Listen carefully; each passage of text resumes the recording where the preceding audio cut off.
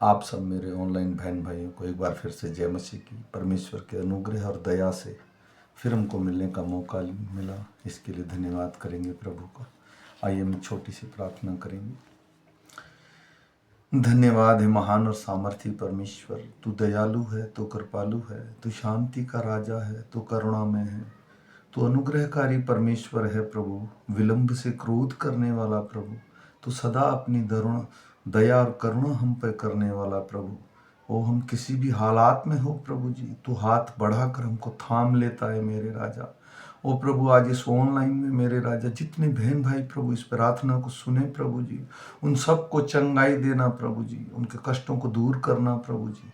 ओ प्रभु, वो किसी भी हालात में हो प्रभु, उनके लिए एक सीधा मार्ग निकालना, ताकि प्रभु जी वो उद्धार पा सकें प्रभु, वो छुटकारा पा सकें मेरे राजा, उन परिस्थितियों से, उन दुखों से शांति मिल सके। तो शांति का राजा है प्रभु यीशु, तेरे वचन में सामर्थ है प्रभु, तेरे वचन में जीवन है प्रभु जी, और तेरे वचन में चंगाई है प्रभु जी। आज का वचन प्रभु हम सबके हृदय में काम करने पाए। मैं आशा करता हूँ जितने मेरे ऑनलाइन बहन भाई सुने प्रभु, वो सब मेरे राजा तेरे इस वचन से प्रभु अपने जीवन में कार्य देख सकें प्रभु जी, तेरे हाथ को देख सकें, उस बढ़े हुए हाथ को प्रभु जी, जो मेरे राजा तुमने सबके लिए बढ़ाया। मैं विश्वास करता हूँ प्रभु, ये अनुग्रह और दया सबको मिले प्रभु जी। तेरा पवित्र आत्मा प्रत्येक जन को छू लेने के लिए सारा आदर सारी महिमा तुझे देते हुए प्रभु यीशु, ये छोटी सी विनती तेरे प्यारे बेटे मेरे उद्धार करता यीशु नासरी के नाम से मांग के पा लेते हैं पिता, आमीन। मेरा जो भी बहन भाई मुझे फॉलो करेगा वो 365 दिन में पूरी की पूरी बाइबल कंप्लीट कर लेगा, उत्पत्ति से लेकर प्रकाशित वाक्य तक। सुबह मैं नया नियम बोलता हूँ, शाम को मैं पुराना नियम बोलता हूँ। और मैं आशा करता हूँ कि अब तक जिन मेरे बहन बहनों ने सुना है सब एक दूसरे को शेयर कीजिए, ताकि परमेश्वर का वचन बोया जा सके। ये अंत का समय है, ये तैयारी का समय है, ये दुल्हन की तैयारी का समय है। तो आइए आज का वचन पढ़ेंगे। आज तारीख है 5/2/2025 और हम शाम का वचन पढ़ने चाह रहे हैं निगृण की पुस्तक में से 36, 37 और 38 अध्याय। इसके पढ़े और सुने जाने पर प्रभु की आशीष हो। अब तक हमने सुना था किस तरह से भेंट लेनी है, किस तरह से मिलाप वाला तंबू बनाना है, और किस तरह से चपरास बनानी है, किस तरह से जो सेवक लोग हैं उनके लिए, और जो आर्क था जो यहूदियों के पास था, जो यरूशलेम के मंदिर में रखा गया था इज़राइल के, वो कैसे मूसा ने बनवाया था, कैसे उसको आगे चल के यही सब लोग, दाऊद लेके चलेगा इसको, यहोशू कालेब लेके चलेगा, और तो यही जो है वो वाचा का संदूक है जिसमें वो पट्टियां जो कल लिख के दी हमने सुना। अब उनसे आगे पढ़ेंगे। आइए। बसलेल और ओहलीलाबा और सब बुद्धिमान जिनको यहोवा ने बुद्धि और समझ दी है कि वे यहोवा की सारी आज्ञाओं के अनुसार पवित्र स्थान की सेवा के लिए सब प्रकार के काम जाने, वे सब यह काम करें। तब मूसा ने बसलेल और ओहिलियाब और सब बुद्धिमानों को, जिनके हृदय में यहोवा ने बुद्धि का प्रकाश दिया था, अर्थात जिसके पास आकर काम करने को उत्साहित हुए थे, उन्हें सबों को बुलवाया, और इज़राइली जो भेंट पवित्र स्थान में सेवा के काम और उसके बनाने के लिए ले आए थे, उन्हें उन पुरुषों ने मूसा के हाथ में ले लिया। तब भी लोग प्रति भोर को उसके पास भेंट अपनी इच्छा से लाते रहे, और जितने बुद्धिमान पवित्र स्थान का काम करते थे उन सब अपना अपना काम छोड़कर मूसा के पास आए और कहने लगे, जिस काम करने की आज्ञा यहोवा ने दी है उसके लिए जितना चाहिए उससे अधिक वे ले आए हैं। तब मूसा ने सारी छावनी में इस आज्ञा का प्रचार कराया, क्या पुरुष क्या स्त्री कोई पवित्र स्थान के लिए और भेंट ना लाए। इस प्रकार लोग और भेंट लाने से रोके गए, क्योंकि सब काम करने वालों के लिए जितना सामान आवश्यक था उससे अधिक बनाने वालों के पास आ चुका था। काम करने वाले जितने बुद्धिमान थे उन्होंने निवास के लिए बटी हुई सूक्ष्म सनी के कपड़े और नीले, बैंगनी रंग और लाल रंग के कपड़े के 10 पर्दे कढ़े हुए करूबों सहित बनाए। एक एक पर्दे की लंबाई 28 हाथ और चौड़ाई 4 हाथ की हुई। सब पर्दे एक ही नाप के बने, उसमें 5 पर्दे एक दूसरे से जुड़े हुए और दूसरे 5 पर्दे एक दूसरे से जुड़े हुए, और जहाँ ये पर्दे जोड़े गए वहाँ की दोनों छोरों पर नीले नीले फंदे लगाए। उसने दोनों छोरों में 50-50 फंदे जिस प्रकार लगाए कि वे एक दूसरे के सामने थे, और उसने सोने के 50 आंकड़े बनाए और उनके द्वारा पर्दों को एक दूसरे से ऐसा जोड़ा कि निवास मिलाकर एक हो गया। फिर निवास के ऊपर के तंबू के लिए उनको बकरी के बाल और 11 पर्दे बनाए। एक एक पर्दे की लंबाई 30 हाथ और चौड़ाई 4 हाथ की हुई, और 11 पर्दों में एक ही नाप के थे। इसमें 5 पर्दे अलग, 6 पर्दे अलग जोड़े गए, और जहाँ दोनों जोड़े गए वहाँ की छोरों से अपने 50-50 फंदे लगाए, और उनके तंबू के जोड़ने के लिए पीतल के 50 आंकड़े भी बनाए जिसमें एक एक एक हो जाए। और उसने तंबू के लिए लाल से रंग से रंगी हुई मेंढों की खालों का एक ओढ़ना और उसके ऊपर के लिए शीशों की खाल का एक ओढ़ना बनाया। फिर उसने निवास के लिए बबूल की लकड़ी के तख्ते को खड़े रहने के लिए बनाए। एक एक तख्ते की लंबाई 10 हाथ की और चौड़ाई 1.5 हाथ की हुई। एक एक तख्ते में एक दूसरे से जुड़ी हुई 2-2 चूलें बनी। निवास के सब तख्तों को उसने इसी भांति बनाया। उसने निवास के लिए तख्तों को इस रीति से बनाया कि दक्षिण की ओर 20 तख्ते लगें, और इन 20 तख्तों के नीचे चांदी की 40 कुर्सियां, अर्थात एक एक तख्ते के नीचे उसको 2 चूलों के लिए उसमें 2 कुर्सियां बनाई। और निवास की दूसरी ओर अर्थात उत्तर की ओर के लिए उसने 20 तख्ते बनाए। उसके लिए भी उसने चांदी की 40 कुर्सियां, अर्थात एक एक तख्ते के नीचे 2-2 कुर्सियां बनाई। और निवास की पिछली ओर अर्थात पश्चिम की ओर के लिए उन्हें 6 तख्ते बनाए, और पिछले भाग में निवास के कोने के लिए 2 तख्ते बनाए। वे नीचे से 2-2 भाग के बने, और दोनों भाग ऊपर के सिरे तक एक एक कड़े में मिले हुए, और उनमें दोनों तख्तों का आकार एक सा बनाया। इस प्रकार 8 तख्ते हुए, और उनकी चांदी की 16 कुर्सियां हुई, अर्थात एक एक तख्ते के नीचे 2-2 कुर्सियां हुई। फिर उसने बबूल की लकड़ी के बेंडे बनाए, अर्थात निवास की एक ओर के तख्ते के लिए 5 बेंडे, और निवास की दूसरी ओर के तख्ते के लिए 5 बेंडे, और निवास का जो किनारा पश्चिम की ओर पिछले भाग का था उसके लिए 5 बेंडे बनाए। और उसने बीच वाले बेंडों को तख्तों के मध्य में तंबू के एक से दूसरे सिरे तक पहुंचने के लिए बनाया। और तख्तों को उसने सोने से मढ़ा, और बेंडों के घरों का काम देने वाले कड़ों के सोने को बनाया, और बेंडों को भी सोने से मढ़ा। फिर उसने नीले बैंजनी और लाल रंग के कपड़े की एक बटी हुई सूक्ष्म छनी वाले कपड़े और बीच वाला पर्दा बनाया। वह कढ़ाई के काम किए हुए करूबों के साथ बना। उसने उसके लिए बबूल के 4 खंभे बनाए, और उसके सोने से मढ़ा हुआ घुंडियां सोने की बनाई, और उसने उसके लिए चांदी की 4 कुर्सियां ढाली। तब उसने तंबू के द्वार के लिए भी नीले बैंजनी और लाल रंग का कपड़ा और बटी हुई सूक्ष्म शनी के कपड़े की कढ़ाई का काम किया हुआ पर्दा बनाया। और उसने घुंडियों समेत उसके 5 खंभे भी बनाए, और उनके सिरों में जोड़ों को छड़ों के सोने से मढ़ा, और उसकी 5 कुर्सियां पीतल की बनाई।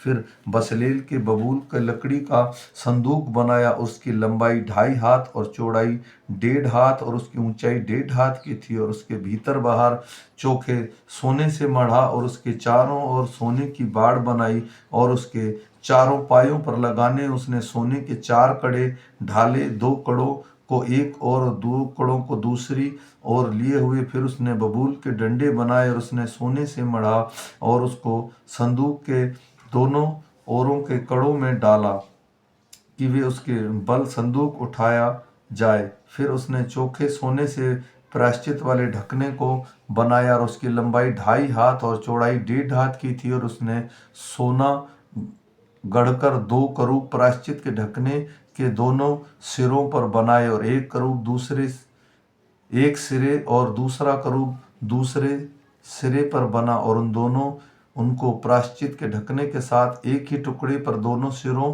पर बनाया। और करूबों के पंख ऊपर से फैले हुए बने, और उन पंखों में प्रायश्चित का ढकना ढपा हुआ बना, और उसके मुख आमने सामने और प्रायश्चित के ढकने की ओर किए हुए बने। फिर उसने बबूल की लकड़ी की मेज को बनाया और उसकी लंबाई 2 हाथ की, चौड़ाई 1 हाथ की और ऊंचाई 1.5 हाथ की थी। और उसने उसके चौके सोने से मढ़ा और उसमें चारों ओर सोने की एक बाड़ बनाई और उसमें से उसने उसके लिए 4 अंगुल चौड़ी एक पटरी और उस पटरी के लिए चारों ओर सोने की एक बाड़ बनाई। उसने मेज के लिए सोने के 4 कड़े ढालकर उन चारों कोनों में लगाया और उनके चारों पायों पर थे। वे कड़े पटरियों के पास मेज उठाने के डंडों के खानों का काम देने को बने। और उसने मेज उठाने के लिए डंडों को बबूल की लकड़ी से बनाया और सोने से मढ़ा। और उसने मेज पर एक अर्थात परात, धूपदान, कटोरे और उडेलने के बर्तन सब चोखे सोने से बनाए। उसने चोखा सोना गढ़ के पाया और डंडियों समेत दीवट को बनाया। उसने पुष्टकोण, गांठ और फूल और एक ही टुकड़े से बने। और दीवट से निकली हुई 6 डालियां बनी, 3 डालियां एक और 3 डालियां उसकी दूसरी ओर निकली हुई बनी। एक ही डाली में बादाम के फूल और सरीखे 3-3 पुष्टकोण और एक एक गांठ और एक एक फूल बनी। दीवट से निकली हुई उन 6 डालियों को यह आकार हुआ। और दीवट की डंडी में बादाम के फूलों के समान अपनी गांठ और फूल समेत 4 पुष्पकोण बने। और उस दीवट से निकली हुई 6 डालियों में से 2 डालियों के नीचे एक एक गांठ दीवट के साथ एक एक टुकड़े की बनी। और गांठ और डालियां सब दीवट के साथ एक एक टुकड़े से बनी। सारी दीवट गढ़े हुए चोखे सोने की और एक ही एक टुकड़े से बनी। और उनने दीवट के 7 दीपक और गुलस्तराश और गुलदान चोखे सोने से बनाए। उसमें सारे सोने समेत दीवट को किक्कर भर सोने का बनाया। फिर उसने बबूल की लकड़ी की धूप वेदी बनाई और उसकी लंबाई 1 हाथ और चौड़ाई 1 हाथ की थी। वह चौकोर बनी और उसकी ऊंचाई 2 हाथ की थी। और उसके सींग उसके साथ बिना जोड़े के बने थे। ऊपर वाले पल्ले और चारों ओर के बाजुओं और सींगों समेत उसने उस वेदी को चोखे सोने से मढ़ा। और उसके चारों ओर सोने की एक बाड़ बनाई। और उसकी बाड़ के नीचे दोनों पल्लों पर उसने सोने के 2-2 कड़े बनाए और उसके उठाने के डंडों के खानों का काम दे। और डंडों को उसने बबूल की लकड़ी का बनाया और सोने से मढ़ा। उसने अब अभिषेक का तेल, पवित्र तेल और उसके सुगंधित द्रव की धूप गंधी और रीति के अनुसार बनाया। फिर उसने बबूल की लकड़ी की होमवेदी भी बनाई, जिसकी लंबाई 5 हाथ की और चौड़ाई 1 हाथ की थी। और इस प्रकार उसने चौकोर बनी और उसने ऊंचाई 3 हाथ की थी। और उसके चारों कोनों पर उसके 4 सींग बने और उसके साथ बिना जोड़ के बने। और उसने उसके पीतल से मढ़ा। और उसने वेदी का सारा सामान अर्थात उसकी हांडियां, फावड़ियां, कटोरे, कांटों और करछों को बनाया। और उसका सारा सामान उसके पीतल का बनाया। और वेदी के लिए उसके चारों ओर की कंगनी के तले उसने पीतल की जाली की एक झांझरी बनाई। वह नीचे से वेदी की बनाई के मध्य तक पहुंची। उसने पीतल की झांझरी के चारों कोनों के लिए 4 कड़े ढाले, जो डंडों के खानों का काम दे। फिर उसने डंडों को बबूल की लकड़ी का बनाया और पीतल से मढ़ा। और उसने डंडों को वेदी के किनारों में कड़ों की वेदी से उठाने के लिए डाल दिया। वेदी को उसने तख्तों की खोखला बनाया। उसने होदी और उसका पाया दोनों पीतल के बनाए। वह मेलाप वाले तंबू के द्वार पर सेवा करने वाली महिलाओं के पीतल के दर्पण से बनाए गए। फिर उसने आंगन बनाया और दक्षिण की ओर के लिए आंगन के पर्दे बटी हुई सूक्ष्म सनी के कपड़े के थे और सब मिलाकर 100 हाथ लंबे थे। और उसके लिए 20 हाथ खंबे और उसकी पीतल की 20 कुर्सियां बनी। और खंभों की घुंडियां और जोड़ने के लिए छड़ें चांदी की बनी। और उसके उत्तर की ओर के लिए भी 100 हाथ लंबे पर्दे बने और उनके लिए 20 खंभे और उनके पीतल की 20 कुर्सियां बनी। और खंभे की घुंडियां और जोड़ने के लिए छड़ें चांदी की बनी। और पश्चिम की ओर के लिए सब पर्दे मिलाकर 50 हाथ के थे और उनके लिए 10 खंभे और 10 ही उसकी कुर्सियां थी। और खंभों की घुड़ियों और जोड़ने के लिए छड़ें चांदी की थी और उनके पूरब की ओर के 50 हाथ के थे। और आंगन के द्वार कि एक और के लिए 15 हाथ के पर्दे बने और उसके लिए 3 खंबे और 3 कुर्सियां थी और उसके आंगन के द्वार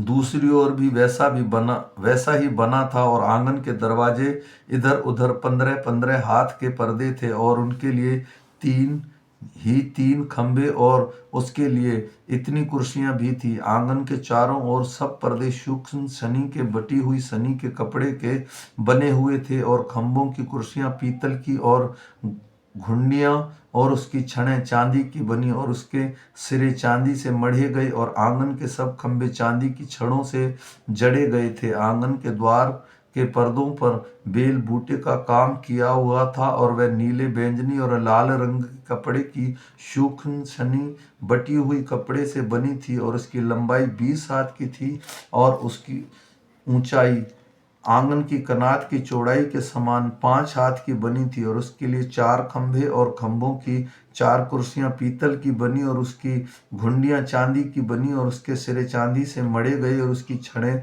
चांदी की बनी और निवास और आंगन के चारों ओर के सब खूंटे पीतल के बने थे। साक्षी पत्र के निवास के समान जो लेवी के सेवा कार्य के लिए बना उसकी जिनकी गिनती हारून याजकों के पुत्र इतामार के द्वारा मूसा के कहने से हुई थी, उसका विवरण यह है। जिस जिस वस्तु के बनने की आज्ञा यहोवा ने मूसा को दी थी उसे यहूदा के गोत्र वाले बसलेल ने, जो हूर का पोता और उरी का पुत्र था, बना दिया और उसके संग दान के गोत्र वाले अहीसामाक का पुत्र होली आब था, जो नक्काशी करने और गढ़ने वाला और नीले बैंगनी और लाल रंग के सूक्ष्म सनी की कपड़े की कढ़ाई करने वाला निपुण कारीगर था। पवित्र स्थान के सारे काम में जो भेंट का सोना लगा वह पवित्र स्थान के शेकेल के हिसाब से 29 किक्कर और 700 शेकेल था